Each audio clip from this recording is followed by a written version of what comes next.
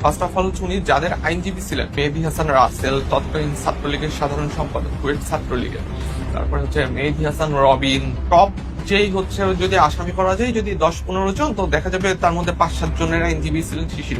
আমার কাছে আসলে জিনিসটা মনে হয় নিজেকে অত্যন্ত ওভার কনফিডেন্ট লয়ার হিসেবে মনে করার কারণে ওনার এই ধরনের একটা মামলায় যুক্ত হওয়া। 8 ডিসেম্বর 2021 যেদিন রায় দেওয়া হইলো, উনি ফার্স্টের ওই দিনই কিন্তু একটা স্ট্যাটাস দিয়েছিল যে এটা হচ্ছে একটা আবেগপ্রবণ রায় বলে মনে হচ্ছে। উনি যাদের পক্ষে দাঁড়াইছেন তাদের ক্ষেত্রে ক্লিয়ারলি দেখতে পাইতেছেন যে ওখানে দাঁড়াই রয়েছে লাশের পাশে। অফকোর্স এখানে একটা আর্থিক স্বার্থ আছে। উনি একটা কথা বলেছিলেন যে ভুক্তভোগী পরিবারের সাথে তার কথা হয়েছে। উনি কিন্তু আমার আব্বুর সাথে কোনো কথা বলেন নাই। আমার আব্বু এখানে খুবই বিরক্ত মানে ওনাদের উপর।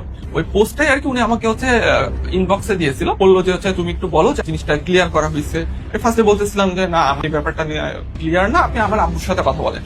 তো তারপরে আর উনি বললো যে তাইলে অ্যাটলিস্ট বলো যে তোমার সাথে আমার কথা হয়েছে। পোস্টটা যদি খেয়াল করেন ওখানে কিন্তু লেখা আছে যে শিশির মনির সাহেব আমাদের সাথে কথা বলছে। আমি নিজেও আসলে আইডিয়া করতে পারি না যে জিনিসটা কিভাবে এক ধরনের সমঝোতা হিসাবে জিনিসটা পোর্ট্রে করা হবে।